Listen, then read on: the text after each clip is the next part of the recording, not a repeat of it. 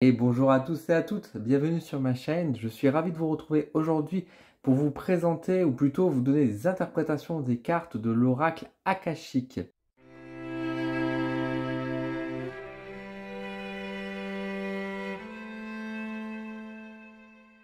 L'oracle akashique, c'est vraiment un jeu où j'ai eu un énorme coup de cœur l'année passée et c'est un jeu que maintenant j'utilise très régulièrement lors de mes consultations, que j'emporte facilement avec moi également parce que je trouve qu'il est très très bon, avec vraiment beaucoup de subtilité, de beaux messages et vraiment il a une énergie qui est vraiment unique par rapport aux autres jeux d'oracle. Donc je l'aime beaucoup, je trouve qu'il fait la différence avec les autres jeux. Et maintenant que j'ai bien appris à le manier, à l'utiliser à ma manière, etc., j'avais envie de vous faire des vidéos d'interprétation des cartes pour vous aider un peu mieux à comprendre et puis vous aider un petit peu à avoir une vision que les cartes peuvent avoir. Si vous ne connaissez pas l'oracle akashique, si vous voulez en savoir un peu plus sur le jeu, je vous renvoie hop sur ma vidéo de présentation de l'oracle akashique, comme ça vous pourrez voir exactement le contenu de la boîte et exactement toutes les cartes, comme ça vous donnera peut-être une idée pour vous dire si ça vous plaît ou pas. Et ces vidéos sont là aujourd'hui donc pour vous aider à mieux interpréter chacune des cartes de l'oracle akashique. Comme d'habitude, je précise que ce que je vais vous partager ici, ce sont avant tout mes interprétations de cartes, comment je perçois les choses, comment je visionne la carte, comment je l'interprète. Bien évidemment, de votre côté, n'hésitez pas aussi à avoir votre propre interprétation, d'avoir votre propre vision. Le plus important, c'est quand vous maniez un jeu d'oracle, c'est que ça vous parle à vous, que ça vous évoque à quelque chose. Et là, moi, je vous donne juste des astuces pour voir autrement, pour rajouter un peu plus de graines, j'ai envie de dire, dans les interprétations possibles qu'on peut avoir. Également, hop, on va faire une petite mise au point sur la table maintenant. Il y a également le livret. Alors, je voudrais juste vous revenir sur le livret parce qu'encore une fois, le livret est très très bien fait. Vous pouvez le voir ici que par exemple, pour la carte Balrog, on a vraiment des citations, des mots-clés, les polarités négatives, le message. Si elle pouvait parler, ça c'est une excellente idée, on retrouve vraiment ce côté-là, les associations de cartes qui peut avoir et également l'origine des différentes cartes. C'est un livret qui est très bien fait. Aujourd'hui, je ne vais pas forcément reprendre toutes les interprétations qui sont dedans. Évidemment, il y a certaines qui vont être proches, évidemment, par rapport à leur symbolique, mais il y en a quelques-unes qui sont quand même assez différentes par rapport à comment je l'interprète. Donc c'est pour ça que ne vous fiez pas forcément pour vous dire, cette vidéo va permettre de regarder tout ce qu'il y a dans le livret. C'est pas tout à fait ça. Ce sera avant tout mon interprétation personnelle, encore une fois, que je vais vous partager ici à travers ces vidéos. Alors, pour ça, j'ai fait différents petits paquets que j'ai triés, on va dire, d'une certaine manière. Déjà, ce que je peux juste vous dire, c'est que l'oracle akashique, à mon sens, même si dans le livret, effectivement, il parle de polarité négative, donc il y aurait un côté positif, un peu un côté négatif dans un certain sens, personnellement, moi, j'y mets pas trop cette polarité, pour être tout à fait honnête. Il y a certaines cartes qui sont assez subtiles, qui peuvent interpréter plusieurs choses, mais qui sont assez neutres, on pourrait dire dans un certain sens, mais je trouve qu'il y a certaines cartes qui sont vraiment que positifs et il y a certaines cartes qui sont que négatives, entre guillemets, mais encore une fois, c'est un peu mon avis là-dessus et ça simplifie un peu les choses. La première carte que je voulais vous présenter et vous parler, que j'ai mis un peu à part, comme vous pouvez le voir ici, c'est bien sûr la carte donc Akashic. Hop, je vais faire la mise au point avec la caméra. La carte Akashic qui renvoie évidemment par rapport à cet oracle qui, pour moi, représente tout. En réalité, ça représente le savoir, la connaissance, mais c'est vraiment le côté connaissance du monde, les secrets du monde, la magie. Pour rappel, l'Akashic, c'est vraiment l'image de la bibliothèque Akashic, hein. C'est-à-dire là où tous les secrets, tout le savoir, toutes les légendes, tous les secrets des divinités, tous les secrets de la magie, tous les secrets des lois physiques, ils sont inscrits. Également tout ce qui est lié aux mémoires. C'est vrai qu'Akashic, on a tendance à beaucoup relier à tout ce qui est vie antérieure, donc on pourrait coller là-dessus. Mais moi, j'y colle vraiment ce côté, effectivement, ADN, donc vraiment ce côté très, on va dire, logique, qui fait mais logique, mais dans la magie également, donc qui fait du sens, qui connecte tout le monde, qui, qui est vraiment le cadeau, le secret ultime, on va dire dans un certain sens, le savoir important. C'est une carte qui peut renvoyer aussi vers tout ce qui est, donc à la fois pourquoi pas les vies antérieures, mais dans un autre sens, pourquoi pas le transgénérationnel. Alors soyons clairs que vie antérieure, transgénérationnelle, c'est deux choses différentes, hein, mais ça pourrait renvoyer vers des notions comme ça, avec cette idée d'ADN. Ça peut renvoyer également vers quelque chose de beaucoup plus profond à l'intérieur de soi, beaucoup plus physique, beaucoup plus mathématique aussi, pourquoi pas. Bref, c'est une carte qui est un peu fourre-tout, on va pas se mentir, qui elle seule, toute seule, est assez compliquée à interpréter, mais avec les autres tirages, avec d'autres des associations, etc., elle peut trouver un sens et apporter une profondeur extrême avec les autres cartes. Donc c'est une carte un peu compliquée, il ne faut pas avoir peur, mais c'est une carte qui, pour moi, représente ce grand tout. Dans l'oracle akashique, nous avons également des cartes qui vont représenter les différents chakras. Donc on a tout d'abord le chakra ici, donc le chakra racine, le chakra avec la carte de Anima. Alors Anima, ça, encore une fois, ça renvoie vers donc, le chakra racine, donc bien sûr tout ce qui est là, lié à la terre, etc. Mais pour moi, je l'ai une interprétation qui est beaucoup plus profonde que ça, parce que Anima, c'est aussi l'âme en soi, c'est ce qui nous anime.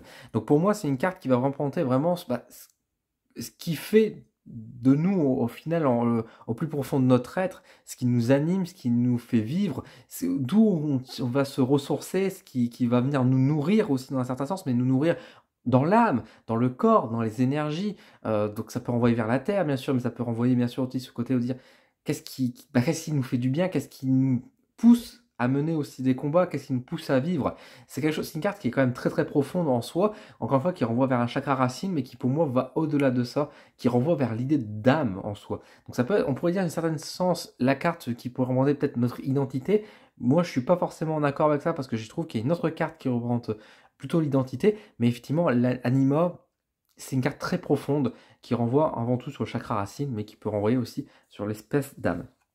Deuxième chakra, on va tomber sur le chakra, alors je vous fais de bas en haut, le chakra sacré, hein, l'un des meilleurs chakras à mon sens, je dis ça en plaisantant bien évidemment, donc le chakra sacré qui va renvoyer donc, sur le thème bien sûr de la vitalité de manière générale, de tout ce qui peut être lié aux passions, au plaisir, à la sexualité évidemment, par rapport à ça. Pareil, moi, la Topadia, je la mets pas tellement en lien avec la sexualité pour autant, ça renvoie certes sur le chakra sacré, mais moi dans mon interprétation, Topadia va renvoyer plutôt sur l'idée de bien-être, l'idée de confort, cocooning, pourquoi pas dans un certain sens, le côté doux, la douceur, les plaisirs, voilà, le plaisir de manger. Vous voyez, il y a un peu si je devrais associer par exemple avec un signe astrologique, il y a un peu un côté taureau. Donc vous voyez la symbolique du taureau qu'on pourrait rejoindre avec Topasia. À mon sens, c'est comme ça. Certes, on enlève du coup un peu le côté sexuel, mais encore une fois, pour moi, j'ai d'autres cartes qui vont évoquer plutôt la sexualité. Donc c'est pour ça que là, moi, dans ma manière de le faire, je l'interprète beaucoup plus avec la douceur, surtout avec les couleurs. En plus, vous voyez que c'est des couleurs quand même très douces, très un peu sobres, un peu joyeuses aussi. Donc voilà, moi, je trouve que c'est une très bonne carte pour exprimer justement ce côté douceur, ce côté léger également qu'on peut avoir. Nous avons ensuite Aurum qui va donc renvoyer vers le chakra solaire, donc il est là qui va représenter beaucoup plus le côté lumineux, la lumière, le soleil, mais également du coup forcément le côté expressif, le côté de qu'est-ce qu'on renvoie comme image, le côté expansion effectivement qu'on peut amener au niveau de l'esprit, au niveau du corps. Enfin bref, c'est ce côté vraiment d'ouverture au final qui face au monde, donc tout ce qui peut être relié effectivement au chakra solaire de manière générale, donc ça peut être une carte qui est très lumineuse également, donc c'est assez intéressant. Nous avons ensuite le chakra donc, du cœur avec Amaré. Alors le chakra du cœur effectivement ici qu'ils l'ont mis en rouge, alors que le chakra du cœur normalement c'est vert, donc c'est vrai que pour moi du coup on va être beaucoup plus sur un terrain plus romantique quand je vois ce Amaré, même si on a effectivement une carte avec un cœur qui est un cœur plutôt physique. Pour moi, Amaré rejoint vraiment le côté amour. Qu'est-ce qu'on aime? Qu'est-ce qui fait battre notre cœur? Qui nous fait battre notre cœur également? Pour moi, c'est vraiment l'amour. C'est pas le plaisir, mais c'est vraiment l'amour, le fait d'aimer qui est présent, qui peut nous, enfin, ce qui nous anime. J'avais la carte anima avec l'âme juste avant, mais là, c'est ce qui nous anime, ce qui nous fait battre notre cœur, voilà, c'est qui vient nous nourrir en un certain sens, mais plus que nous nourrir, c'est ce qui renvoie aussi derrière, en fait, le partage de l'amour, etc. Donc on va renvoyer beaucoup plus sur un terrain romantique, à mon sens, avec cette carte-là. En plus, on voit avec les flèches de Cupidon qui sont juste en dessous. Donc c'est effectivement le chakra pardon, du cœur, ici beaucoup plus associé avec l'amour de manière générale. Nous avons ensuite le chakra gorge, donc qui va ici avec la carte Sermo. Alors Sermo pour moi va être bien sûr la communication de manière générale, le fait de parler, de discuter, etc. Mais Sermo va aussi pour moi avec le côté serment, ça va être aussi une carte qui va être les promesses, qui va renvoyer vers les promesses, vers les paroles qu'on va dire de manière générale, mais les paroles qui sont marquées, qui sont parfois un peu dures. Ce qu'on dit, comme on dit souvent, les paroles s'envolent et les écrits restent. Mais ici avec Sermo, pour moi, c'est des paroles aussi qui sont pas si on voulait que ça, qui ont un impact et qui sont gravés aussi dans la mémoire des autres. Donc il y a une importance de la parole, une importance de la communication qui est vraiment marquée ici avec Sermo, à mon sens, dans le fait de communiquer. On a une autre carte pour moi que j'aime bien interpréter aussi de la communication qui est pour le coup, elle, beaucoup plus distante, beaucoup plus effacée. Là, pour moi, ici, c'est une communication qui est beaucoup plus forte et beaucoup plus véridique. On dit les choses, on dit les termes dans un certain sens. Donc chakra de la gorge également. Alors ensuite, Némésie. Alors Némésie qui va envoyer effectivement sur le chakra du troisième œil. Alors on voit effectivement avec cet œil égyptien qui ici, l'œil d'Horus, hein, enfin, je crois que c'est l'œil d'Horus, hein, si je ne me trompe pas, qui renvoie effectivement sur ce côté, on va repérer, etc. Mais c'est vrai que Némésie, on a un mot qui va, dans notre français, qui renvoie vers le Némésis, qui va renvoyer plutôt vers le côté ennemi. Et c'est vrai que ça peut piéger un petit peu. Et c'est vrai que de temps en temps, moi, quand je vois cette carte-là dans un tirage un peu difficile, Némésis parfois me renvoie plutôt sur le côté ennemi, même si on a d'autres cartes qui renvoient vers ce côté ennemi également. Némésis de base, elle interprète vraiment encore une fois le côté du chakra du troisième œil, donc ce côté bien sûr clairvoyance de voir dans le jeu de l'adversaire, de voir au-delà des apparences également. Donc c'est pour ça qu'on pourrait peut-être relier, on va dire, ce côté de voir au-delà des illusions, de ne pas se faire avoir, au contraire, ça peut renvoyer vers la clairvoyance également, ça peut renvoyer vers la médiumnité, donc voir par-delà le voile. Donc c'est une carte qui est beaucoup plus mystique et beaucoup plus complexe qu'elle n'y paraît, même si pour moi il y a d'autres cartes qui vont renvoyer plutôt sur la médiumnité, sur la magie, etc. Mais cette carte-là va renvoyer plutôt sur, de manière générale, la vision, le fait de voir à travers les illusions justement, et le côté aussi, encore une fois, avec Némésie, dans certains cas, mais encore une fois, attention, c'est pas Némésis, on est sur Némésie, mais moi j'ai quand même ce côté surveillé, par exemple, vous voyez, quelqu'un qui nous surveille, qui nous contrôle, dans un certain sens aussi, vous voyez, avec cet œil, parce que l'œil, autant il peut, bien sûr, nous aider, il peut aller à notre sens à nous. Et enfin, donc le dernier chakra, c'est le chakra coronal qui renvoie vers Guimel. Alors Guimel qui est un peu l'étoile de Bethléem, hein, qui renvoie vers ce côté d'être guidé, d'être aidé. Ça renvoie vers le chakra coronal, donc ce fameux chakra que beaucoup de monde en parle sans vraiment dire ce que c'est réellement. C'est cette connexion avec le divin qui est là. Donc on retrouve bien sûr avec l'imagerie de l'image de l'étoile de Bethléem, etc. Pour moi, j'aime bien l'interpréter un peu comme les guides. Enfin, rappelez-vous quand même dans justement, l'étoile de Bethléem qui guide les rois mages. Pour moi, ça va renvoyer vers nos guides de manière générale. Ça peut renvoyer peut-être un petit peu vers l'intuition, entre guillemets, mais c'est aussi surtout ce côté d'être aidé, d'être accompagné, d'être aidé. Pas forcément protégé dans un certain sens, même si ça va un peu dans ce sens-là aussi, mais j'ai d'autres cartes, encore une fois, pour moi, qui vont renvoyer beaucoup plus sur le côté protection. Mais ici, c'est beaucoup plus nous guider, nous donner une direction, nous donner une impulsion, nous connecter au divin de manière générale.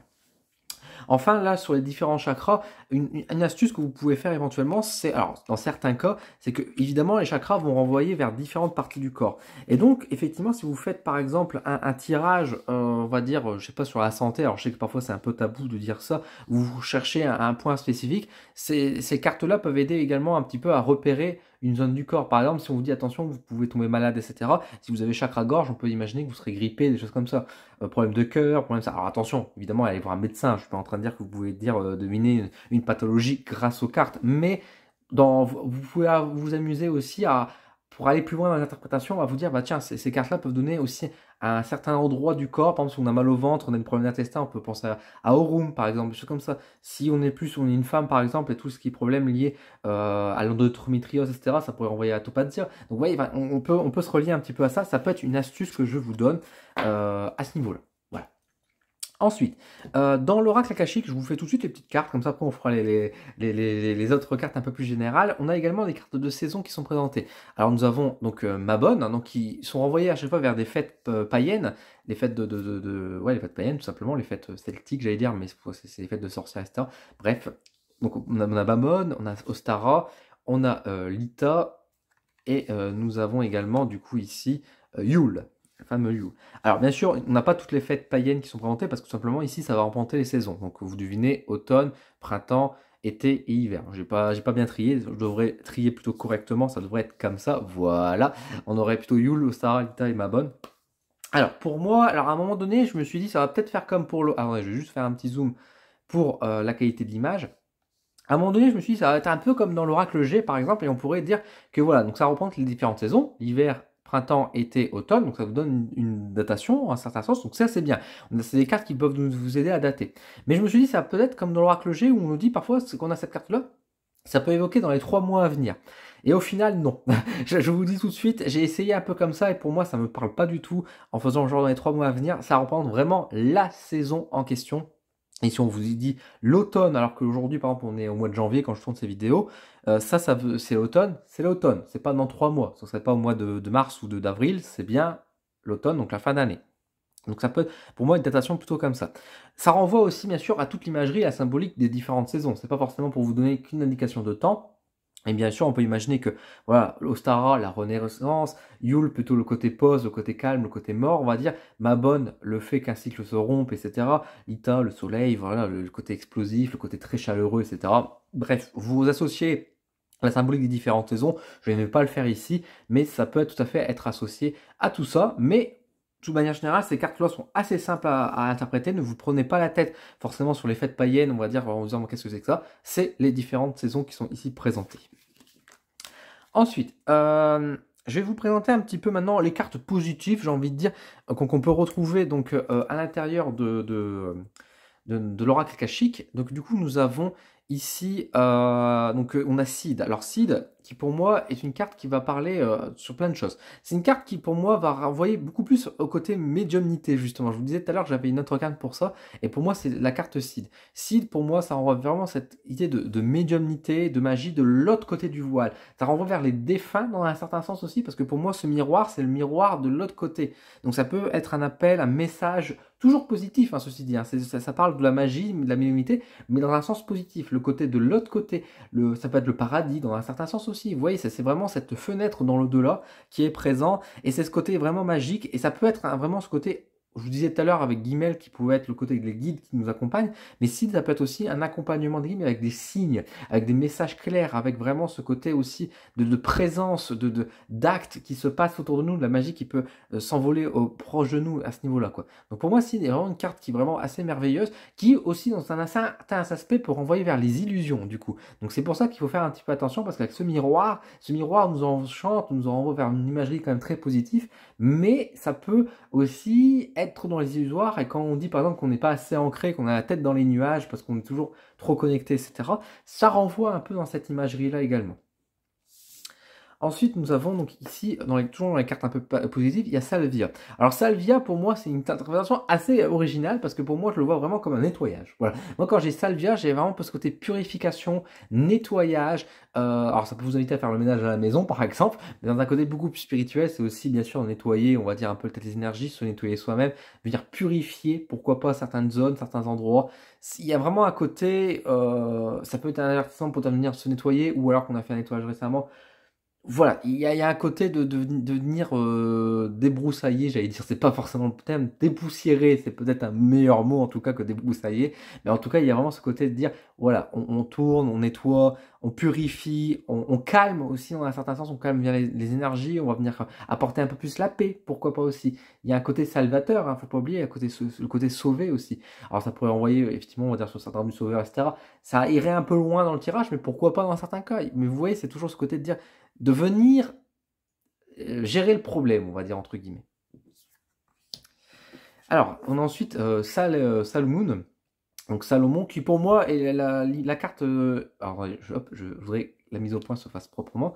Salomon, pour moi, c'est vraiment la carte de protection. Voilà, c'est vraiment la protection absolue. C'est quand on a cette carte-là, c'est vraiment pour dire que vous êtes protégé, tout va bien, etc. Ça renvoie vraiment aussi, il y a, je crois que c'est dans la triade qu'il y a une carte un peu comme ça, avec l'étoile de David aussi, l'étoile de Salomon, enfin, bref, c'est l'une des deux. Mais il y a vraiment ce côté protection pour moi, d'assurance, de confiance, vous dire ça va aller, ça va se faire. Il n'y a pas de doute à avoir. Enfin, vous voyez, c'est vraiment ce côté de dire tout est bon, c'est acté, c'est protégé. Il n'y a pas de problème, c'est le coffre-fort. Voilà, c'est le coffre-fort en un certain temps. Tout est en sécurité. Évangélus, alors Évangélus, bien sûr, les évangiles, ici ça va être beaucoup plus. Alors ça peut être un peu la communication dans un certain sens, parce qu'il y a ce côté propagation. Mais c'est pas que forcément lié à la parole ou aux idées, c'est vraiment lié aussi, on va dire de manière générale, aux énergies qui se propagent, mais dans un sens toujours positif à mon sens avec Évangélus. Il y a vraiment ce côté de dire, voilà, quand vous avez ça, il y a le côté sainteté, il y a le côté, j'allais dire protection, oui, il y a le côté, on va dire, mystique qui est là, mais il y a ce côté aussi que en fait, bon, je vais donner un exemple, mais c'est votre sourire, vous le partagez à un autre, l'autre il se met à sourire, qui repartage à l'autre, etc. Quand vous commencez à rire, bah, l'autre il ne peut pas s'empêcher de rire parce que le rire est contagieux. Il y a un peu le côté contagion effectivement avec Evangélus. Alors on pourrait dire dans un aspect négatif, ça peut être les maladies, bon pourquoi pas, mais comme je dis, moi je le vois beaucoup plus positif. Comme je vous dis, les cartes pour moi, je vois pas forcément un aspect positif ou négatif sur chacune des cartes. Pour moi, Evangélus reste toujours positif. Donc il y a un côté contagion positif, on va dire entre guillemets, il y a un côté voilà, de partage finalement qui est très marqué, de solidarité. Voilà, c'est une très belle carte qui est là et qui montre encore une fois qu'on va recevoir peut-être une aide sans retour, sans exigence, etc. Et Voilà, c'est très doux, c'est très sobre et j'aime beaucoup cette carte-là. Ensuite, nous avons Samea. Alors Samea, c'est vraiment le côté célébration. Voilà, c'est faire la fête. Donc ça peut être les soirées, c'est les boîtes de nuit, les discothèques. Ça peut être vraiment juste aussi une soirée entre amis, hein, où vous passez une bonne soirée à jouer à des jeux de société. Ça peut être les fêtes de Noël, ça peut être voilà le côté l'anniversaire aussi, pourquoi pas. Bref, c'est tous les moments où on va vraiment célébrer. On va fêter quelque chose. On va assister à un événement, un mariage également, communion. Enfin bref, c'est vraiment le côté célébration. Je sais pas quoi dire de plus, mais c'est vraiment le côté festif qui est vraiment marqué. Et quand vous avez Samea, ça peut être une sorte de victoire aussi dans un certain sens, parce que ça veut dire que juste vous avez... Enfin, ça dit pas la victoire en elle-même, ça vous dit juste que vous célébrez. Si vous célébrez quelque chose, c'est quelque chose de positif. On célèbre, alors vous me direz, ouais, on peut célébrer quand on a un enterrement, en soi c'est une célébration. Comme je vous ai dit, pour moi c'est vraiment des cartes plutôt positives, et quand on a Samea, on est quand même plutôt sur ça. Alors à moins que vous êtes content qu'une personne soit décédée, ce que j'espère c'est pas trop le cas. En général, on célèbre comme des choses clairement positives, et pour moi, ça va dans ce sens. Ensuite, nous avons le Phénix. Alors le Phénix, je l'ai mis aussi dans les cartes positives finalement. Bien sûr, le Phénix va renvoyer... Hop, attendez, la mise au point, tac. Pour moi, le Phénix va renvoyer bien sûr sur l'idée de renaissance, le fait de rejaillir de ses cendres. Donc c'est pour moi vraiment une carte qui est positive, parce que c'est pas juste, on va dire... voilà, on marque un nouveau départ. Non, non, non, ça, il y a des cartes qui me disent pour le départ. Le Phénix, c'est vraiment ce côté de dire, on était dans la merde, on était donc plus bas, on n'était pas bien, et là, on remonte la pente, on retrouve du plaisir, on retrouve de la joie, on retrouve de l'énergie, en fait. Il y a vraiment ce côté revitalité, recommencer, enfin, c'est recommencer, mais en s'élevant, il y a vraiment... C'est vraiment une remontée vraiment spectaculaire qui est également là. C'est encore une fois la renaissance absolue. C'est briller. C'est vraiment un succès fort. C'est pas juste encore une fois de dire juste on a été plus bactère et juste on se relève et on y repart. Ça va beaucoup plus loin que ça. C'est on se relève et on redonne un coup de poing à l'adversaire qui nous a fait du mal, des choses comme ça. Vous voyez, c'est vraiment une carte très puissante et qu'il ne faut pas prendre à la légère. Le Phénix, c'est aussi la carte qui va remonter un petit peu le feu ici. Il y a certaines cartes qui peuvent remonter, on va dire peut-être les éléments, j'ai pas forcément fouillé trop là-dessus, je vous ai montré un peu tout à l'heure la Terre, mais là le Phénix c'est vraiment la carte du feu, donc il faut imaginer aussi tout ce qui va venir apporter du plaisir, de la force, de la combativité, etc. Donc même au-delà de l'aspect renaissance, il y a ce côté feu flamboyant. Retenez le flamboyant, c'est le beau mot je pense pour pouvoir avoir l'interprétation de cette carte. Ensuite, nous avons donc la carte Absolution. Alors la carte Absolution, à mon sens, c'est une carte qui va surtout venir apporter la question de la paix. Donc ce côté de dire, voilà, on va résoudre les conflits, on va apporter la paix, etc. Mais c'est vraiment pas comme on a eu tout à l'heure, par exemple, avec... c'était quand Salvia qui avait un peu ce côté de dire je vais aller apporter la paix. Là, la paix est arrivée. Vous voyez, c'est pas forcément dans le même sens, dans la même énergie. Mais Absolution, pour moi, c'est aussi ce côté du pardon. Il y a vraiment pour moi une image du pardon, de l'excuse avec cette colombe en mode t'inquiète, je te pardonne, on fait la paix. Vous voyez, il y a vraiment ce côté-là. Il y a ce côté, encore une fois, la solution, c'est un pardon en soi. Il y a un côté nettoyage, mais pour moi, Salvia, c'est plus un nettoyage. Donc, Absolution, c'est vraiment ce message de dire douceur, calme, tout va bien, on se rassure. Rassurer, il y a ça aussi. Vous voyez, c'est la paix. Vraiment le sentiment de paix, que ça va aller. Il n'y a pas de conflit, il n'y a pas de souci. Tout va bien. Et enfin, nous avons donc Eretz. Eretz qui pour moi est une très bonne carte à avoir en général parce que c'est une carte qui va évoquer pour moi le succès, mais plus qu'un succès, c'est aussi la récompense. Vous voyez, c'est un peu la récompense qui peut être allée chercher ou en tout cas le côté de l'expérience à obtenir. Pour moi, quand vous avez Eretz dans le tirage, c'est que c'est un peu le leitmotiv, c'est pour vous encourager à dire allez, va dans cette voie-là, tu vas pas être mécontent entre guillemets, tu vas être au contraire très content, tu vas être satisfait parce que ça va peut-être rapporter financièrement, ça va peut-être rapporter en termes d'expérience, peut-être tu vas peut-être réussir, on va dire, à te mettre en couple si tu dragues telle personne. Enfin voilà, il y a vraiment ce côté de dire réussite, récompense. Qui est vraiment marqué avec RS, c'est ce côté d'aller chercher ce diamant finalement qui est en face. Et pour moi, c'est une carte qui, ma foi, est très intéressante aussi à voir, parce qu'une fois, c'est encourageant. Et c'est là pour venir nous motiver justement pour dire, allez, on va chercher le bonheur, j'allais dire, mais on va chercher effectivement la petite récompense qui est juste ici. Donc voilà, alors je vais terminer du coup pour cette première partie en tout cas de présentation avec l'oracle akashique. Il nous reste encore pas mal de cartes à voir. Je vous propose du coup de faire une deuxième vidéo pour voir un petit peu les autres cartes de l'oracle akashique. En attendant, n'hésitez pas à me mettre en commentaire un peu votre retour, vos avis. Si vous avez le jeu de l'oracle akashique, qu'est-ce que vous en pensez? Comment vous, vous interprétez les cartes? Comment je vous ai présenté dans le jeu? Comment vous les percevez? Comment vous les interprétez si vous les avez? Partagez un peu vos ressources, comme ça donne encore plus d'idées à tout le monde, notamment aussi à moi, effectivement. Et puis également, si ça continue à vous intéresser, bah, n'hésitez pas à me demander pour la deuxième partie où je vous donnerai du coup la suite des autres cartes. En attendant, je remercie également toutes les personnes membres du Coup de pouce d'Odin. Merci pour vous, pour votre soutien. Je vous mets également en lien d'affiliation le lien pour éventuellement commander l'Oracle Akashique. Au cas où, si vous n'étiez pas encore tout à fait sûr et que en regardant ma vidéo, vous dites ah bah le jeu est vraiment super, j'aimerais vraiment l'avoir. Je vous mets un petit lien donc pour me soutenir directement et le commander. Bien évidemment, commandez avant tout chez les petites librairies ou en tout cas les petits commerces et chez les petits artisans. Mais si vous voulez me soutenir personnellement, n'hésitez pas à passer par ce lien et je vous en remercie. Bref, merci beaucoup à tous. Je vous donne rendez-vous pour la deuxième partie et en attendant, prenez soin de vous.